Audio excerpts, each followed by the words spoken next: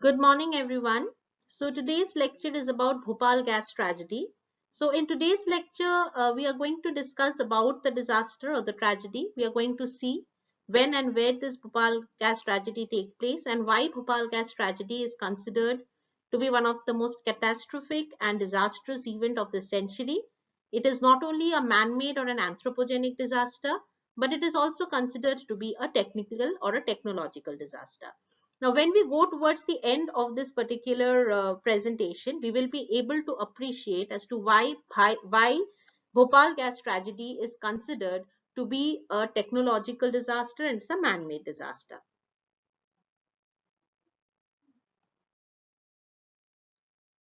So, in today's lecture, we are going to cover these important points.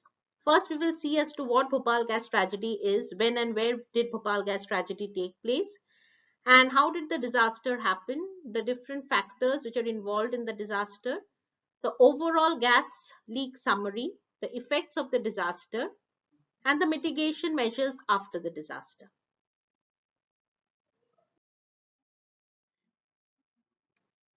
So this, in a nutshell, gives the idea of the Bhopal gas tragedy in picture.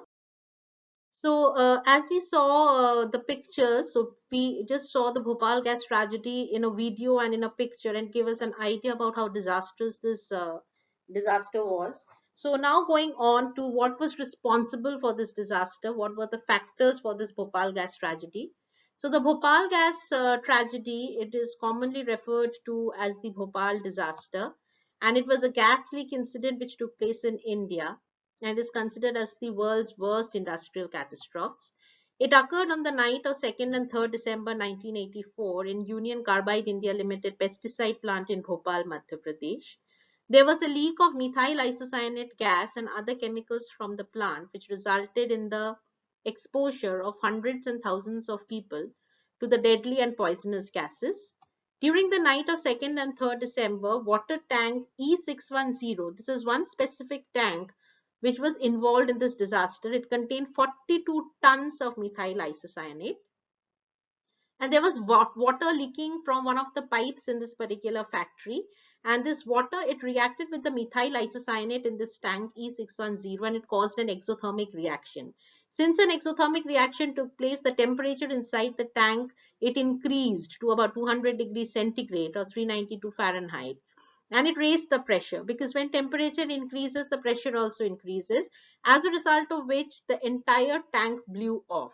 So 30 tons out of those 42 tons of methyl isocyanate escaped from that particular tank and spread out in the atmosphere far and wide in just about 60 minutes. So this, in a nutshell, is the disaster that took place, and it happened because of water leaking from one of the pipes and reacting with the methyl isocyanate which is stored in this particular tank E610 in the Union Carbide plant in Bhopal. Now, this gives a pictorial or a schematic depiction of the Bhopal gas tragedy as it took place. It gives a plant, the Bhopal plant layout as to how things were, where the methyl isocyanate was stored, and this is what was came out in the newspaper on December 3rd, 1984, because it was all over the print media and electronic media. The disaster, all the pictures. Even now, if we go back, we can find numerous articles and pictures involved in this Bhopal gas tragedy. Now, coming to the factors which were responsible for the gas leak. So, the first thing that we can see is storing methyl isocyanate in large tanks and filling beyond recommended levels. Now, this is one of the most disastrous things that we can do. That every vessel, it has its own capacity. If that vessel is filled beyond that limit, then that is not right. And that is what happened in this Union Carbide plant, that the vessels which were meant for storing methyl isocyanate, a certain amount of methyl isocyanate, it was overfilled. As a result of which, obviously, if there is certain amount of reaction, then the pressure will be magnanimous. And that is one of the major disastrous factors. Then obviously there was poor maintenance. Then there was failure of several safety systems. And even though safety systems remain, that day what happened was the safety system was switched off in order to save money. Before going home, people who were responsible or who were in the safety department, they had switched off the safety system. So there was an external water circulatory system surrounding these tanks, because in case certain amount of reaction or an explosion takes place, then the water can circulate in the outside pipes and can bring down the temperature in order to prevent the explosion. But since that day the safety system was completely switched off in order to save money, the water would not be circulated, so the exothermic reaction increased the temperature magnanimously and the pressure also increased, which caused the explosion. Then the next thing is that the plant was was located very closely to a densely populated area. This is also very dangerous, because any kind of oil factory or a chemical factory or a pesticide factory, they should be far, far, far, far away from an urban population. It should not be close to any kind of residential area or people staying. But this particular Union Carbide plant was very close to a densely populated area, and that is why it was not right. Then there were undersized safety devices, and there was large dependence on manual operation. So things that could have been operated automatically or electronically, okay, or maybe mechanically, they were manually operated, so which slowed down the system. So these were some of the major factors that were considered to be responsible for the gas leak in Union Carbide plant. Now, apart from those major factors, there are some other factors also. So, there were plant management deficiencies which were also identified. Certain people, obviously, there was mismanagement. If there was no mismanagement, then a catastrophe of this level cannot happen. There was lack of skilled operators. There was reduction in safety management. In general, maintenance of the of the pesticide plant was not sufficient enough, and there was inadequate emergency action plan. So there was no emergency action plan, or there was no plan B that was there with the management system, that if something of this level happens, what they are going to do, they had no idea at all. So they did not have have a plan chalked out. So that is detrimental. And the use of more dangerous pesticide manufacturing method, where some the raw materials were combined in different manufacturing order with the phosgene, first reacted with naphthol to form a chloroformate ester, which then reacted with methylamine. Okay, and the most severe thing was in the early 1980s, because this disaster took place in 1984, and by early 1980s the demand for synthetic pesticides had gone down. So people had started switching on to organic pesticides. The trend had just set in, so the demand for synthetic pesticides had started going down. Now when the demand is low, then the supply should also be accordingly. But what was the major fault of this plant was they kept on producing methyl isocyanate, excessively. And they, it was large amount of methyl isocyanate was still left behind after meeting the demand for it. So these excess amount of methyl isocyanate, they were stored in these tanks. And because any amount of chemical or pesticide, when they're excessively stored in a place, it is not good. And that is also one of the major factors that led to this disaster, because excessive amount of methyl isocyanate that was probably not needed, that caused the disaster. Okay, if it was needed, it's a different story altogether. So as we saw the different factors, it can give us an idea as to that none of the factors that we saw in this particular catastrophe, they were natural. Okay, all the factors that led to this disaster was either the fault of the management system, the fault of the officials who were involved in the pesticide factory, or there was not proper maintenance done. Okay, safety systems were not up to the mark. So all the factors are because of human intervention, and that is why this particular disaster is not only man-made or anthropogenic, but it is largely technological. Because of a failure in technology, this disaster take place, and that is why it is termed as a technological disaster. Now, this slide gives us an idea about how devastating this disaster was. The official immediate death toll was 2,259, and the government of Madhya Pradesh has confirmed a total of around 4,000 deaths related to the gas release. Others estimate 8,000 had died within 2 weeks, and another 8,000 or more have since died from the gas related diseases. A government affidavit in 2006 stated the leak caused some 5,58,000 injuries, including 38,000 temporary, partial, and approximately 4,000 severely and permanently disabling injuries.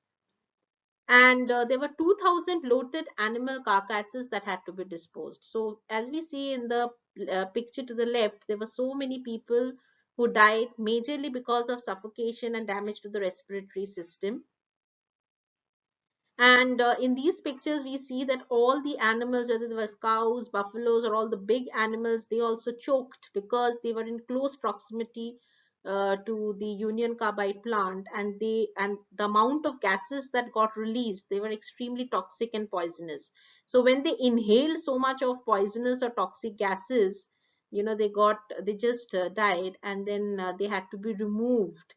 Such huge bodies of dead animals had to be removed to clear the area. So this is quite a devastating sight, and these pictures give an idea about how devastating this entire disaster was. Now, coming to the major effects of Bhopal gas tragedy, so first we will have a look at the immediate health effects. So apart from methyl isocyanate, the dense gas cloud, it contained phosgene, hydrogen cyanide, carbon monoxide, hydrogen chloride, oxides of nitrogen, monomethylamine, and carbon dioxide. And none of the gases are very friendly. All of them are extremely detrimental. They're very toxic, and inhaling a small amount of these gases is not good for the health. But because this disaster, it threw off some 30 tons of the gases and some subsidiaries, it can just be imagined that what must have what the people staying nearby must have undergone. Now obviously the initial effects of this exposure were coughing, vomiting, severe eye irritation, and a feeling of suffocation. The acute symptoms were burning in the respiratory tract and eyes, breathlessness, stomach pain, and vomiting. The causes of deaths were choking, reflexogenic circulatory collapse, and pulmonary edema. And findings during autopsies revealed changes not only in the lungs but also cerebral edema, tubular necrosis of the kidney, fatty degeneration of the liver, and necrotizing enteritis. So basically what happened was the things that majorly that affected was that people started choking or suffocating from the mixture of these poisonous gases or toxic gases in the atmosphere, because the concentration of these poisonous and toxic gases in the atmosphere was so high that people automatically started choking or suffocating. And it also affected their eyes, so there was burning sensation in the eyes, there was wateriness in the eyes. Okay, and so the two things that majorly affected the people in this disaster was the respiratory system, because they could not breathe, there was suffocation, and their eyes which started burning. So it caused a feeling of breathlessness, there was stomach pains and vomiting. But when people died and autopsies were carried out, it was found out that not only the respiratory system that was damaged or the eyes that got damaged, but actually, the kidneys, even the central nervous system also got damaged. So, what does this say is that because this mixture of gases is so toxic that when they enter the human body, it immediately damages your reflexes, your the respiratory system and the central nervous system, but eventually it damages all other organs of the body. And one of the most detrimental effect of this disaster was that the people or women who were actually pregnant, they gave birth to stillbirth, fetus or children, and the rate increased up to 300%, and neonatal mortality raised up to 200%. So there were deaths of newly born children or just women who were just giving birth to children. A lot of stillbirth children were formed because they just could not take in the air. So this is a pictorial depiction of the immediate health effects that people suffered out of this disaster. Now, there were certain long-term health effects also. It is estimated that around 1 lakh to 2 lakh people have certain permanent injuries. The reported symptoms, they are eye problems, respiratory difficulties, immune and neurological disorders, cardiac failure, secondary to lung injury, female reproductive difficulties, and birth defects among children. So they're saying that the immediate effects are taken care of, but there were certain permanent injuries which were irreversible, which could not be reversed. And people who have survived this disaster and who are still living, they have suffered from these permanent damages about which nothing could be done, like eye problems. They have got certain permanent respiratory difficulties. There were certain immune and neurological disorders. There were certain cardiac failure, female reproductive difficulties, and there were certain birth defects among children born to affected women. So basically, the after effects of this disaster not only affected people in that generation, but for generations to come, children who were born and their children who were born, they were also affected significantly. So that is the devastation of this particular disaster. Now, after this disaster took place, the government announced a few very good economic rehabilitation program. This was taken up by the government in order to monetarily support people who suffered in this disaster. So there was certain immediate relief which was decided 2 days after the tragedy. Relief measures commenced in 1985 when food was distributed for a short period of time and ration cards were distributed. Madhya Pradesh government's finance department allocated some 874 million for victim relief in July 1985, and widow pension was initially 200 per month and later on it was revised to 750. And people or families who had sufferers in this disaster who had a monthly income of 500 or less, they were given a one time payment of 1500. Each claimant was to be categorized by the doctor, and in court, the claimants were expected to prove beyond reasonable doubt that death or injury in each case is attributable to exposure. So that was important because government was giving out so much money, so they wanted proof that whoever claims that there is injury, there is death in their family, it has been caused because of this Bhopal gas tragedy and not because of any other disaster or any other event. Now, from 1990, an amount of 200 was paid to everyone in the family who was born before the disaster. And the final compensation for personal injury was for the majority of rupees 25,000. For death claim, the average sum paid out was 62,000. Effects of interim relief were more on the children. They had to be sent to school. More money was spent on the treatment and food and the housing improvements. In 2007, 1 lakh cases were registered and decided. Number of awarded cases, there were some 5 lakh 74,000 and the rejected cases were 4 lakh 55,000. Now the question of accepted and rejected cases arise because it was very important for government to consider that the cases that they were coming in or people who were claiming for money, they had their people suffering from this particular disaster only and from nothing else. Okay, so that was very important to them.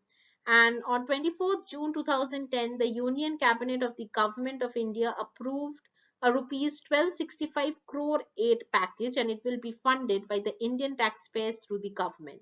So that's a huge amount of money. So you can imagine that the disaster took place in the year 1984 and this was given in the year 2010. So even today, there have been so many survivors and people who are still reeling from the after effects of the disaster that the government are still giving out money.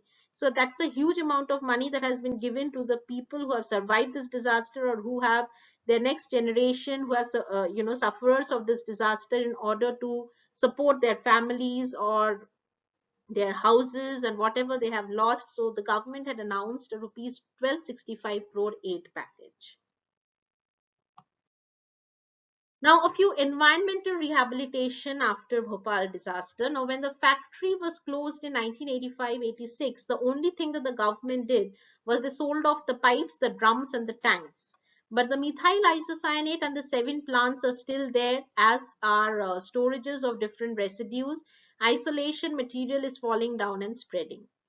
And the most dangerous thing is that the area which is present around the plant, it has become a dangerous dumping area for hazardous chemicals. Now that is quite dangerous, because every time when a plant closes down, there is a vacant place in the surrounding area, and because it was a pesticide plant, so all the hazardous chemicals are now got in and they're dumped in that area.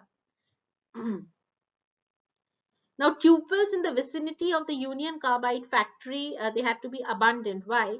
Because laboratory tests in 1989 revealed that the soil and water in the surrounding area, they were extremely toxic to fish. That is, the mercury content was very high. Even the underground water in the surrounding area of the plant, they got polluted, they got toxic. Nothing could be done about them. So, in order to provide safe drinking water to the population around the factory, there is a scheme for improvement of water supply which had been announced by the government. In December 2008, the Madhya Pradesh High Court decided that the toxic waste had to be collected away from the Union Carbide plant and it has to be incinerated at a place called Ankleshwar in Gujarat. In October 2011, the Institute of Environmental Management and Assessment published an article, and this was given by two British environmental scientists. This is quite a famous video, which is available in YouTube. And this was a survey or a documentary which was made by two British environmental scientists about the sad state of affairs, how the Union Carbide plant, the remains of that plant is still there, and how damaging it is to the surrounding environment, and that the government should take help from the international subsidiaries and clean up the site. Now, this is quite an informative documentary. If anyone is interested, they can find it in the YouTube. So these are the references from where I have picked up the slides and the information about this particular topic, and that's all from my side. Thank you.